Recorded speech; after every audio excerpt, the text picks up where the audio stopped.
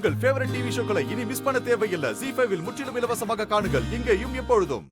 இல்ல சூர்யா, இவங்க எல்லாரும் எனக்கு எதிராக சதி பண்ணிட்டு இருக்காங்க. தயவு செஞ்சு இவங்களை நம்பாதீங்க. நீ கூட்டிட்டு வந்த சாட்சியை நீயே நம்ப வேணாம்னு சொல்றியா? ரொம்ப வேடிக்கையா இருக்கு. நீ எதுக்காக இப்படி எல்லாம் பண்றேன்னு எனக்கு தெரியும். ஆனா நீ நினைக்கிறது என்னைக்குமே நடக்காது.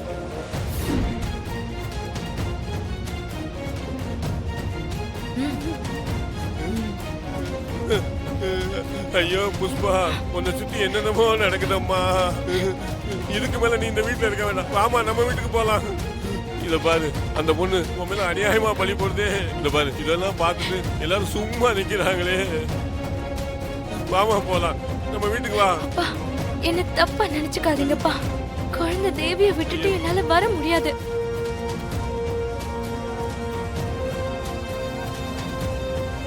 பாவம்பா தேவி, என்ன மாதிரி தாய் இல்லாத குழந்தைப்பா. என்ன மன்னிச்சிருங்கப்பா, என்னால வர முடியாதுப்பா. சூர்யா, இவ சென்டிமெண்டா பேசி உங்க மனசை மாத்த ட்ரை பண்றா. இவ நடிப்பை நம்பி ஏமாந்துறாதீங்க. ஏய், நிறுத்துறியா? நீ தாங்க நடிச்சிட்டு இருக்க. ஒவ்வொரு வாட்டியும் புஷ்பா மேல ஒவ்வொரு குற்றச்சாட்டை எடுத்துட்டு வந்து வச்சிட்டு இருக்க. ஆனா இப்ப வரைக்கும் உன்னால ஒன்ன கூட நிரூபிக்க முடியல. அம்மாடி, நீ பெரிய மனசோட சொல்ற, ஆனா உன் வாழ்க்கையே போயிடுச்சம்மா. பெத்த தகப்பனா நான் எப்படிமா இதை சகிச்சுட்டு இருக்க முடியும்? நான் உயிர் வாழ்றதே வேஸ்ட்டுமா. என்னால முடியலையம்மா. உன் வாழ்க்கையே போயிடுச்சம்மா. எல்லாரும் சாதாரணம் ஏதேதோ சொல்றாங்க. ஆனா நீ என் பொண்ணு உன் வாழ்க்கை வீணா போயிடுச்சம்மா. தாயாக முடியாதுன்னு சொல்லிட்டாங்களம்மா. இதெல்லாம் பொறுத்துக்கிட்டு நான் எப்படிமா உயிரோட இருக்க முடியும்? உன் கையாலே என்ன கொன்னுருமா. அப்பாக்கு அப்புறம் உனக்கு யாருமா இருக்கா? உனக்குன்னு ஒரு துணை வேண்டாமாமா? இதை தெரிஞ்சுக்கிட்டு உன்னை யாருமா கல்யாணம் பண்ணிக்குவாங்க? ஐயோ, எல்லாரும் பாக்குறீங்களே, சொல்லுங்க ஐயா. என் பொண்ணு வாழ்க்கை வீணா போச்சு. யார் கல்யாணம் பண்ணிக்குவாங்க சொல்லுங்க. ஆளாளுக்கு ஏதோ சொல்றாங்களே. என் பொண்ணு வாழ்க்கை இப்படி ஆகி போச்சு. ஐயோ சார், ப்ளீஸ் சார், கொஞ்சம் அமைதியா இருங்க. எப்படி சார் அமைதியா இருக்க முடியும்? என் பொண்ணோட வாழ்க்கையே போச்சு சார். இவளை யார் சார் கல்யாணம் பண்ணிக்குவாங்க? இதெல்லாம் பார்த்துட்டு நான் எப்படி சார் அமைதியா இருக்க முடியும்? தாயாக முடியாத என் பொண்ணை யார் சார் கல்யாணம் பண்ணிக்குவா? நீங்க கல்யாணம் பண்ணிக்குவீங்களா? முடியாது இல்ல. அப்புறம் எதுக்கு சார் பேசுறீங்க? என் பொண்ணு வாழ்க்கை நாசமா போனது தானே. ஐயோ ஐயோ, இனிமே என் பொண்ணு யாருமே கல்யாணம் பண்ண மாட்டாங்களே. நான் கல்யாணம் பண்ணிக்கிறேன்.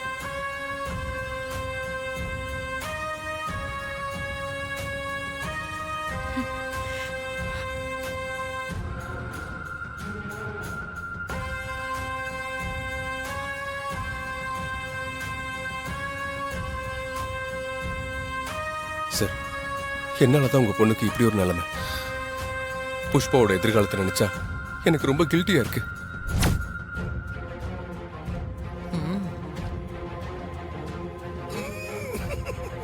புஷ்பாவை பார்க்கும் போதெல்லாம் என்னாலதான் இப்படி ஆயிடுச்சுன்னு ஒரு குற்ற உணர்ச்சி என்னை உறுத்திக்கிட்டே இருக்கும்.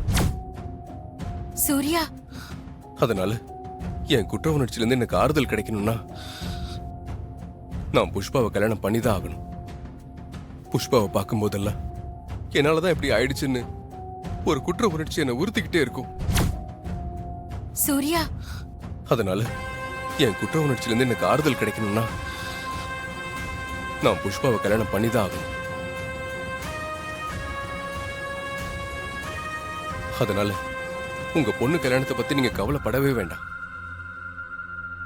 புஷ்பாவை நானே கல்யாணம் பண்ணிக்கிறேன்.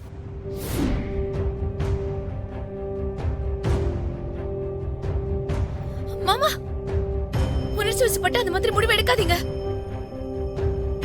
ஆமா சூர்யா, உணர்ச்சி வசப்பட்டு எடுக்கிற எந்த ஒரு முடிவா இருந்தாலும் அது தப்பாதான் போகும். யோசிச்சு முடிவெடுப்பா. நல்லா யோசிச்சுதான் முடிவெடுத்திருக்கேன். என் குழந்தைக்கு, இந்த வீட்டுக்கு புஷ்பா நல்ல பொண்ணாதான் இருப்பா.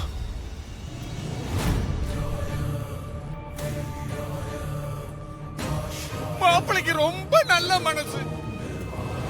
அது மட்டும் இல்ல, புஷ்பாவோட வாழ்க்கைக்கு இனி நான் தான் பொறுப்பேற்றுக்கணும். சார், நான் தான் சார் உங்களுக்கு நன்றி சொல்லணும்.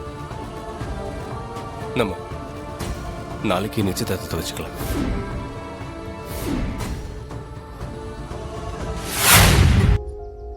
அம்மா தாயே, ஹஸ்பண்ட் சரியும் குழந்தையும் காப்பாத்ததான யம தர்மராஜாவோட போராடி மறுபடியும் இந்த பூமிக்கு வந்த இப்போ அவங்களை காப்பாத்த முடியாம தவிச்சிட்டு இருக்கேனே. அந்த புஷ்பா ரொம்ப மோசமான பொண்ணு. அவ பணத்துக்காக என் ஹஸ்பண்ட் சார் கிட்ட நல்லவ மாதிரி நாடகம் பண்ணிட்டு இருக்கா.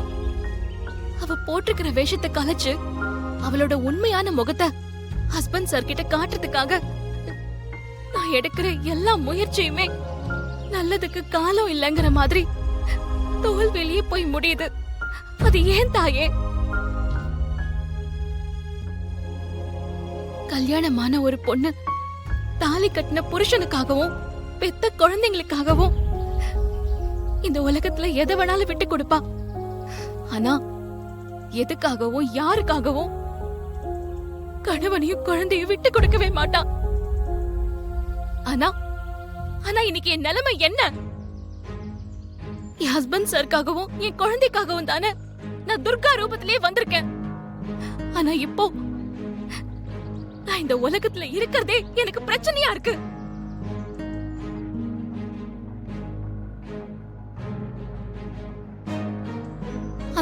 அந்த புஷ்பா என்கிட்டயே வந்து ஹஸ்பண்ட் சார் கூட நிச்சயதார்த்தம் நடக்கும், ஹஸ்பண்ட் சாருக்கும் அவளுக்கும் கல்யாணம் நடக்கும்னு என் முகத்துக்கு நேரா நின்னு சவால் விட்டு போறா. என்ன ஏன் இப்படி சோதிக்கிறம்மா? நான் மாறின ஹஸ்பண்ட் சாருக்கு தெரிஞ்சா அவர் கண்டிப்பா புஷ்பாவோட நிச்சயத்துக்கோ கல்யாணத்துக்கோ சம்மதிக்கவே மாட்டாரு. ஆனா உண்மையை சொல்ல முடியாத நிலைமையில நான் இருக்கேன். எனக்கு எதுக்காக இந்த சோதனை? நான் என் தேவி ஹஸ்பண்ட் சார் கூட வாழணும்னு ஆசைப்பட்டுதான் பூமிக்கு வந்தேன். ஆனா அதுவே எனக்கு கிடைக்காதுங்கிறப்ப இதுக்கப்புறம் யார்கிட்டயும் இந்த உண்மைய மறைச்சு வாழ்றதுல எனக்கு என்ன பிரயோஜனம் இருக்கு? நான் இப்பவே போய் ஹஸ்பண்ட் சார் கிட்ட எல்லா உண்மையும் சொல்றேன். தேவி, மாறி மீண்டும் ஆரம்பித்து விட்டாள். மாறி சொல்வதிலும் நியாயம் இருக்கு பிரபு. அவள் கணவனுக்காகவும் குழந்தைக்காகவும் தானே துர்கா உருவத்துக்குள் புகுந்து பூலோகத்தில் வாழ்ந்து கொண்டிருக்கிறாள். இதானே சொன்னாய் தேவி. ஆனால் இப்பொழுது அவள் எடுத்த முடிவு சரியல்ல. கோபப்படாதீர்கள் பிரபு. நீங்க நினைக்கிற மாதிரி நான் துர்கா இல்ல. நான் துர்கா உருவத்துல இருக்கிற உங்க மாறிங்கிற உண்மையை சொல்ல போறேன். இந்த உடல் தான் துர்காவோடது, உயிர் உங்க மாறியோடது. என்ன கொலை பண்ணது அந்த தாராதான்னு நடந்த உண்மையெல்லாம் ஒண்ணு விடாம சொல்ல போறேன். என்ன மன்னிச்சிரு தாயே, என்ன மன்னிச்சிரு.